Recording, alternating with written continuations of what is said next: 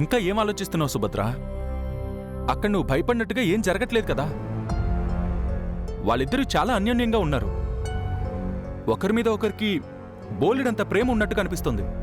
ప్రేమ ఉన్నట్టు కనిపిస్తుంది దేవ్, కానీ నిజానికి వాళ్ళ మధ్య ప్రేమ లేదు. దూరం నుంచి చూస్తే భూమి ఆకాశం కూడా కలిసిపోయినట్టే ఉంటాయి, ఒకదాన్నొకటి అంటుకున్నట్టు కనిపిస్తాయి. కానీ వాస్తవానికి అవెప్పుడు కలవు. ఆ విషయం అందరికీ తెలుసు. మహర్షి చిత్రాల విషయంలో కూడా అదే కనిపిస్తుంది. నువ్వు మరీ డీప్గా ఆలోచిస్తున్నావు సుభద్ర. ఈ రోజు వరకు చిత్ర కష్టాల్లో ఉందేమోనని అనుమానం మాత్రమే ఉండేది. కానీ ఇవాళ చిత్రతో కలిసి బయటికి వెళ్ళాక నా అనుమానం నిజమని అర్థమైంది. ఎలా? చిత్ర ప్రెగ్నెంట్ దే. వాట్? చిత్ర కన్సీవ్ అయిందా? అయినా ఇది గుడ్ న్యూసే కదా. ఈ విషయం చిత్ర చెప్పిందా? చిత్ర చెప్పుంటే డౌట్ ఎందుకు వస్తుంది దేవ్? చెప్పలేదు కాబట్టే నా అనుమానం బలపడింది. చెప్పకుండా ఆ విషయం నీకెలా తెలిసింది? ఆమె డాక్టర్ దేవ్. ఐస్ క్రీమ్ తినడానికి వెళ్ళినప్పుడు చిత్ర చేయి పట్టుకున్నాను. I can feel her pulse. Chitra pulse రేట్ని బట్టి I'm very sure that she's pregnant. Chitra ఇప్పుడు ప్రెగ్నెంట్. ఈ న్యూస్ నేను తనతో అంతసేపు గడిపినప్పుడు చెప్పలేదు. కనీసం అనుమానం వచ్చేలాగా కూడా ప్రవర్తించడం లేదు. సుభద్ర, చిత్రం నువ్వు కలిసి చాలా రోజులైంది కదా. ఇన్ని రోజుల తర్వాత కలిశారు. ఆ సంతోషంలో మర్చిపోయి ఉంటుంది. అందులో ఏముంది? నేనైతే సంతోషంలో చాలా మర్చిపోయేవాణ్ణి. చిత్ర మర్చిపోయింది సరే, మహర్షి కూడా మర్చిపోయాడా? ఆ విషయం కన్ఫర్మ్ చేశారు కదా. అందుకే ఏంటి సంగతులని మహర్షిని కూడా అడిగాను. అదేం లేదు అన్నాడు. నువ్వు కూడా విన్నావు కదా. అంటే చిత్ర నెల తప్పిన విషయం మహర్షికి తెలియదు. ఏ భార్య అయినా తను తల్లి కాబోతుందన్న విషయాన్ని మొదటిగా భర్తగా చెప్పాలనుకుంటుంది. కానీ చిత్ర ఫస్ట్ మహర్షికి చెప్పడం పక్కన పెడితే అసలు చెప్పకుండా ఉండి దాచిపెడుతుంది. అంటే ఆ విషయం మహర్షికి తెలిస్తే ఏదో పెద్ద ప్రమాదమే జరిగే అవకాశం ఉందనేగా. ఏంటి సుభద్ర ఇది? ఒకవేళ నువ్వు చెప్పేదే నిజమైతే నువ్వు ఊహించిన దానికన్నా చిత్ర చాలా పెద్ద ప్రమాదంలో ఉంది. అంతే కదా దేవ్, అదే నాకు చాలా భయంగా ఉంది. సరే, ఇప్పుడేం చేద్దాం అనుకుంటున్నావు? తెలీదు దేవ్, కానీ ఏదో ఒకటి చేసి చిత్రని మాత్రం ఆ నరకం నుంచి బయటపడేయాలి. అవును, చిత్ర నీ ఫ్రెండ్ అంటే నాకు కూడా కావాల్సిన మనిషి. నువ్వు ఏ నిర్ణయం తీసుకున్నా దాని వెనక నేను ఉంటాను.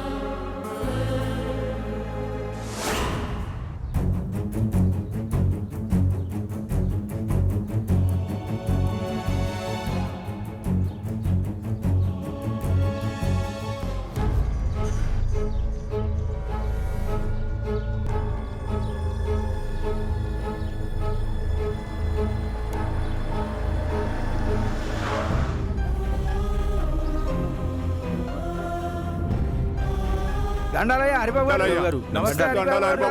దండాలయ్య. నమస్తే.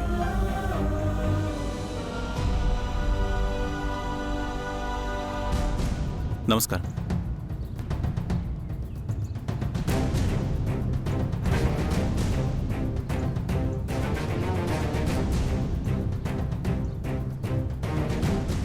హరిబాబు, మా పొలాలు పోయాయి, మా ఆధారం పోయింది. ఇప్పుడు మమ్మల్ని ఏం చేయమంటారు? హరిబాబు గారు, మీ మీద గౌరవంతోనే ఎక్కడ సంతకాలు పెట్టమంటే అక్కడ పెట్టాం. ఇప్పుడు ఆ సంతకాలే మా పాలిట ఉరితాళ్ళయ్యాయి.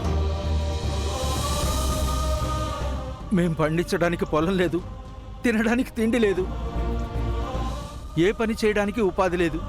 మీరే చెప్పండి అయ్యా.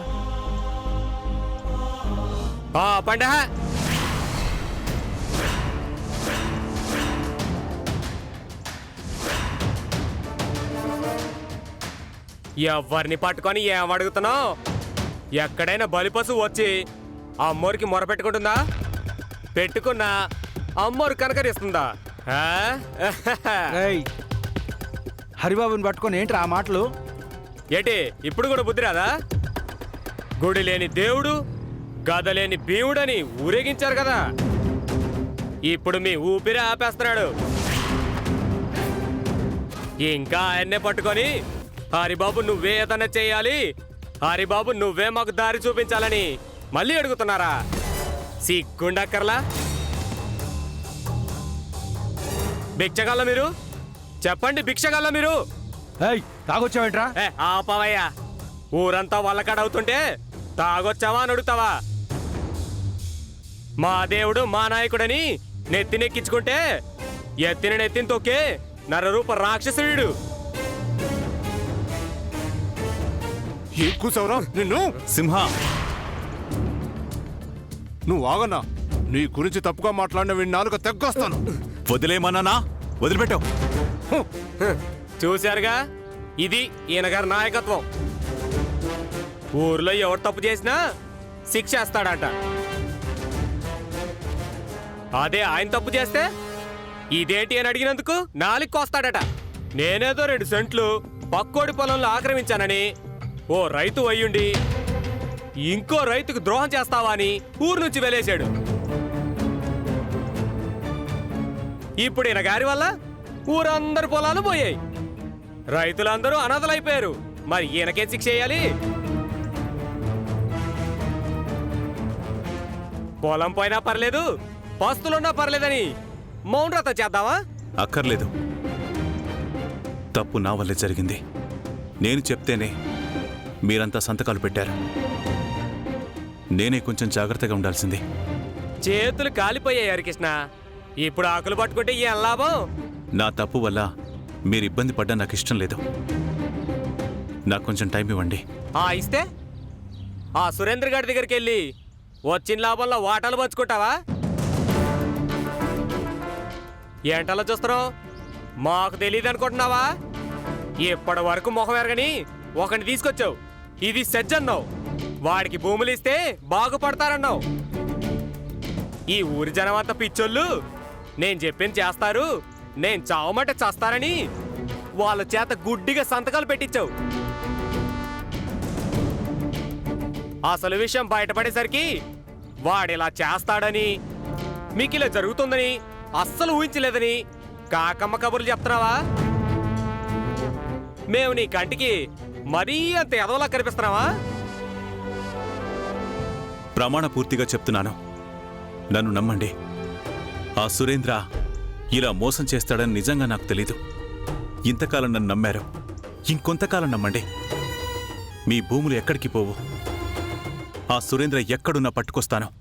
మీ పొలాలు మీకు తిరిగి దక్కేలా నేను చేస్తాను. ఎంతకాలం? ఓ జీవితకాలం సరిపోతా? సింపుల్గా ఈ పూటకు మాట దాటేస్తే రోజులు గడుస్తాయి. ఈ విషయాన్ని వీళ్ళు మర్చిపోతారు అని అనుకుంటున్నావా? అసలు మా మీద అజమాయిషీ చలాయించే అధికారం నీకెవరిచ్చారు? మేమేగా. నిన్న కుర్చీలో కూర్చోబెట్టి మంచి చెడు చెప్పు హరికృష్ణ, ఊరిని ఉద్ధరించి హరికృష్ణ అని నీకు పెత్తనం ఇస్తే అందరినీ యదవలం చేసావు. ఇంత పెద్ద తప్పు చేసి కూడా మళ్ళీ మహారాజులాగా సింహాసనం మీద కూర్చుంటావు నువ్వు. మా అందరి కడుపు కొత్త కారణమైన నీకు ఈ కుర్చీలో కూర్చుంటే అర్హత లేదు. ఎల్లి కనుచే. అన్నా అన్నా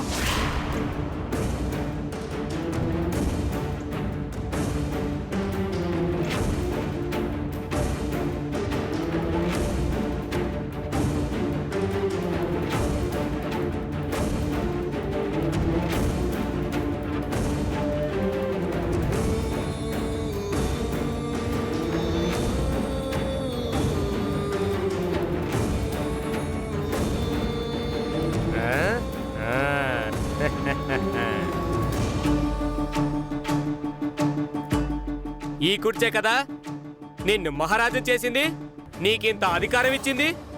ఈ కుర్చీ ఉండబట్టే కదా మమ్మల్ని గొర్రెలను చేసి మా పొలాలు లాగేసుకుంది. ఈ కుర్చీ వల్లే కదా, ఈ కుర్చీ వల్లే కదా.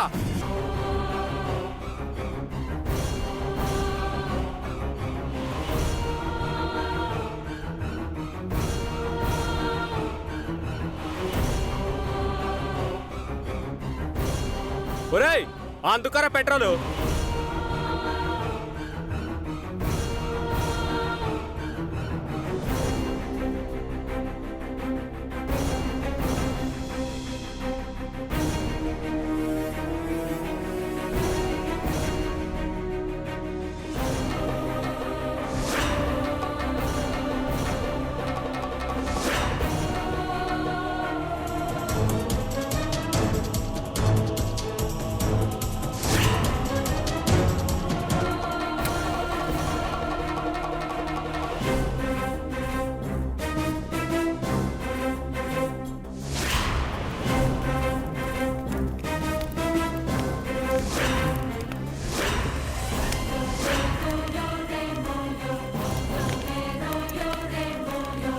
చూడు హరికృష్ణ, చూడు, బాగా చూడు.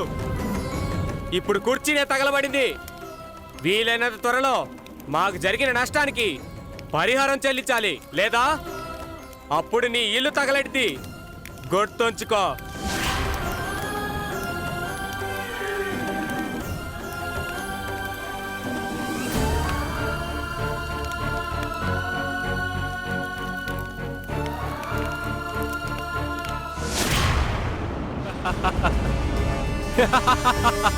హ్యాపీ డేస్,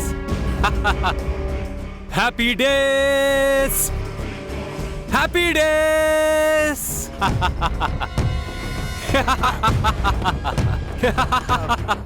డాడీ ఏంటిది? సంతోషం, పట్టలేనంత సంతోషం. నా వసుమతి జీవిత ఆశయం ఇన్నేళ్లకు నెరవేరింది. కొంపదీసి అక్క ప్రేతాత్మ ఈ ఇంట్లోకి వచ్చిందా? రేయ్, సారీ బావా, అసలు ఏమైందో క్లియర్గా చెప్పు. ఆ హరికృష్ణ ఎంత బిల్డప్ కొట్టాడ్రా. నా ఊరు నా జనమని తెగ విర్రవీగాడు కదా. ఇప్పుడు ఆ జనమే ఆ హరిగాణ్ణి నడి రోడ్డు మీద వదిలిపెట్టారు.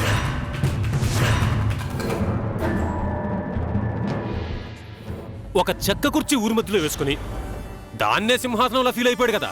ఇప్పుడు కూర్చోడానికి కుర్చీ లేకుండా తగలబెట్టేశారు.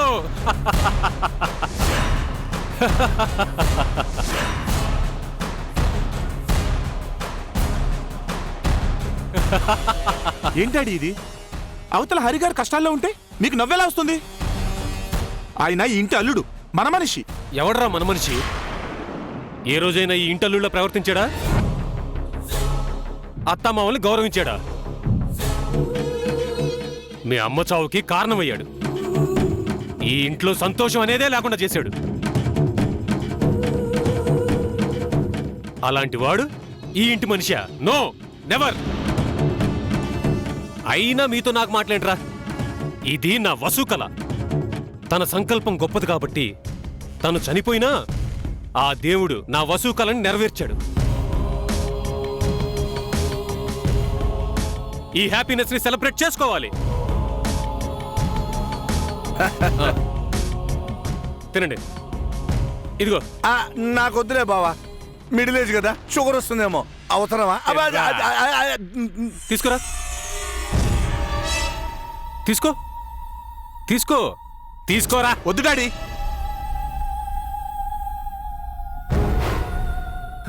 అదిగో అన్యోన్య దంపతులు రానే వచ్చారు. రండి రండి, ఈ స్వీట్ తినండి, తినండి. ఏంటి స్వీట్? పాలకోవా. విషయం ఏంటి అని? ఏంటి మీకు ఇంకా ఈ విషయం తెలీదా? నీది మీ అన్నయ్యది ఒకటే మాట, ఒకటే బాట, ఒకటే బాణం అన్నారు. రాత్రి మీ అన్నయ్యకి ప్రాణం పోయినంత పనైంది. ఇంకా తెలిగిపోతే ఎలా?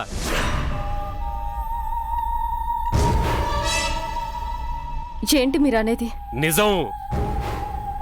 ఎవడో మహానుభావుడు ఊరిని ఉద్ధరిస్తాను, సెజ్జు పెట్టి రైతుల్ని రాజులు చేస్తానని దిక్కుమాలిన ప్లాన్ ఏదో తెస్తే మీ అన్నయ్య పాపం పాత ఫ్రెండే కదా అని గుడ్డిగా నమ్మాడు. జనం చేత కళ్ళు మూసుకొని సంతకాలు చేయించాడు. వాళ్ళ భూముల్ని వాడి చేతిలో పెట్టాడు. వాడు ఆ పొలాలు నమ్మేసి వచ్చిన డబ్బులతో చంపు.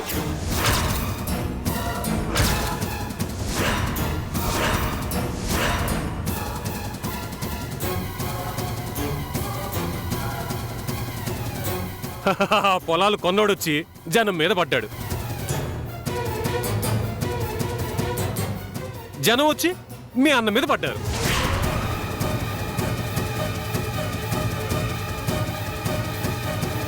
ఇప్పుడు కుర్చీనే తగలబెట్టారు. కాస్త లేట్ అయితే మీ అన్నయ్యని సజీవ దహనం చేసేవారు.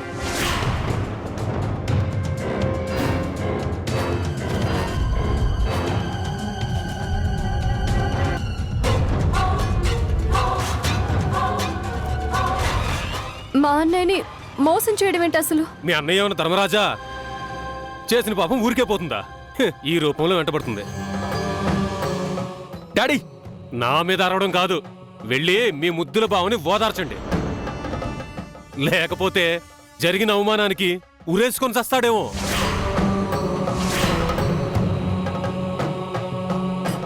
వెళ్ళండి వెళ్ళండి. సుభద్ర నువ్వేం కంగారు పడకు, అలాంటిదేం జరుగుండదు. పద మనం వెళ్దాం.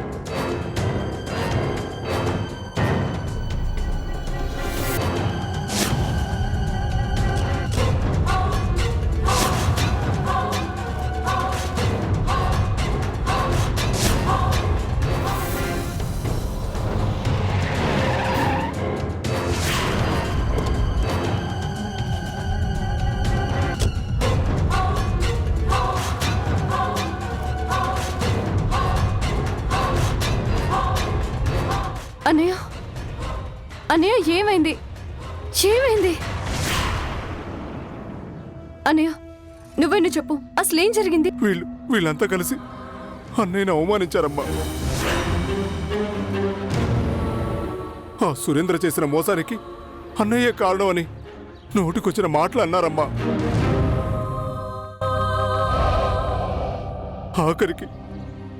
ఆఖరికి ఎంతో ప్రతిష్ఠ గల ధర్మపీఠాన్ని కూడా తగలబెట్టేశారమ్మా. సుభద్రమ్మ, అసలు ఏం జరిగిందంటే వద్దు, ఇంకేం మాట్లాడొద్దు. మా అన్నయ్యని అవమానించారా? ఊరి పెద్దగా ఉండడానికి అనర్హుడని కుర్చీ తగలబెట్టారా? సుభాష్, చాలా గొప్ప పని చేశారు. ఎన్నేళ్ళు మీకోసం రెయిన్బౌలు కష్టపడ్డాడు కదా. కలలో కూడా నా ఊరు నా జనమే అని కలవరించాడు కదా. ఇలా జరగాల్సిందే.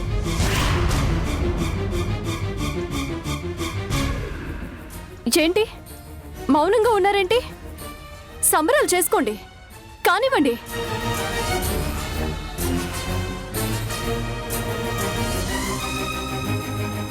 ఇంటికెళ్ళి పండుగ చేసుకోండి. ఇంకా ఇక్కడే ఉన్నారే? హరికృష్ణని చంపేశారుగా, వెళ్ళండి. ఏంటి సుభద్రమ్మ అలా మాట్లాడతావు? ఇలా కాక ఇంకెలా మాట్లాడమంటారు? చెప్పండి, ఇంకెలా మాట్లాడమంటారు? ఏమనుకుంటున్నారు మీరు? ఆయన ప్రాణం ఆయనలో ఉందనా? ఈ ఊరే ఆయన ఊపిరయ్యా. అందరూ కలిసి ఆ ఊపిరిని ఆపినంత పని చేశారు కదా. ఇన్నాళ్ళు ఆయన తీసుకున్న ప్రతి నిర్ణయం మీకు ఉపయోగపడింది, మీకు ఉపాధిని కల్పించింది. అందుకే ఆయన దేవుడయ్యాడు. ఒక్కసారి ఆ నిర్ణయం తప్పైంది. వెంటనే ద్రోహ అయిపోయాడు. ఒకడొచ్చి సెల్స్ పెడతానంటే మా అన్నయ్య ఎందుకు సరే అన్నాడు? మీ అందరి చేత ఎందుకు సంతకాలు పెట్టించాడు? ఆయన బాగుపడదామనా? మీ గురించి కదా. రైతు దేశానికి అన్నం పెడుతున్నాడు, కానీ తనే పస్తులుంటున్నాడు. ఈ ప్రోగ్రాం వల్ల అయినా వాళ్ళకి కాసిన లాభాలు వస్తాయి. 3 పూట్ల కడుపు నిండా తింటారనేగా. ఇన్ని సంవత్సరాలు పర్వతపురం అంటే అందరూ గొప్పగా చెప్పుకునేది జనాభా ఎక్కువ ఉందనో, ఊరు పెద్దగా ఉందనో అనుకుంటున్నారా? ఈ ఊర్లో పర్వతనేని హరికృష్ణ ఉన్నాడని. ఎవరికి ఏ కష్టం వచ్చినా ఆయనే ముందుంటాడు, సమస్యకు ఎదురెళ్తాడు, ప్రజల్ని సొంత బిడ్డలా చూసుకుంటాడని. అలాంటి గొప్ప మనిషిని మీ మాటలతో నిలువున నరికేశారు కదా. ఏ చిన్న సమస్య వచ్చినా అన్నా నువ్వే దిక్కు, నువ్వే దారి చూపించాలని వేడుకున్న వాళ్ళు నిందించేంత పెద్దవాళ్ళయ్యారు. ఆయన్ని చూస్తే చాలు భక్తితో లేచి దండం పెట్టే మీ చేతులు ఈరోజు ఆయన్ని కుర్చీలో నుంచి లాగేసేంత పెద్దవయ్యాయి. మీరందరూ ఒక్క విషయం గుర్తుపెట్టుకోండి. అన్నం పెట్టే చేతిని నరికేస్తే పుట్టగతులు లేకుండా పోతారు. ఈరోజు మీరు అవమానించింది హరికృష్ణుని కాదు, ఈ ఊరికి తండ్రి లాంటి మా అన్నయ్యని. పదన్నయ్య.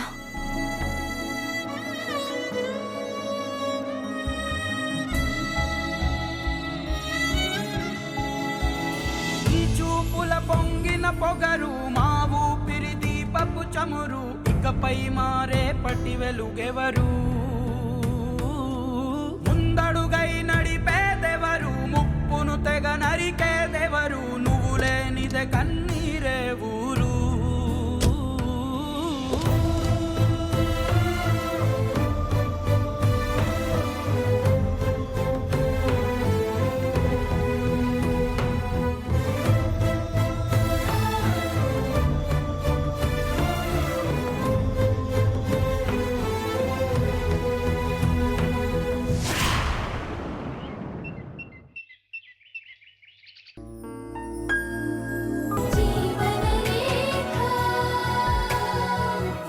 నమస్కారం.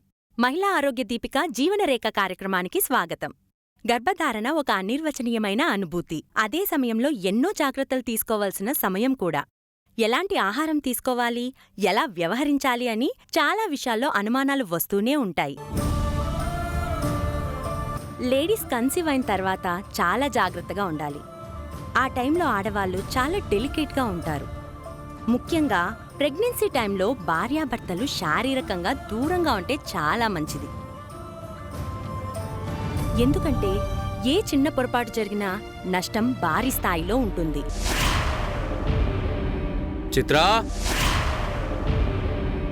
నీ వల్లే మా పొలాలు పోయాయి, నీ వల్లే మా ఉపాధి పోయిందని నిందిస్తుంటే అక్కడే ఈ పర్వతనేని హరికృష్ణ చచ్చిపోయాడు. అన్నయ్య, ఏమండి?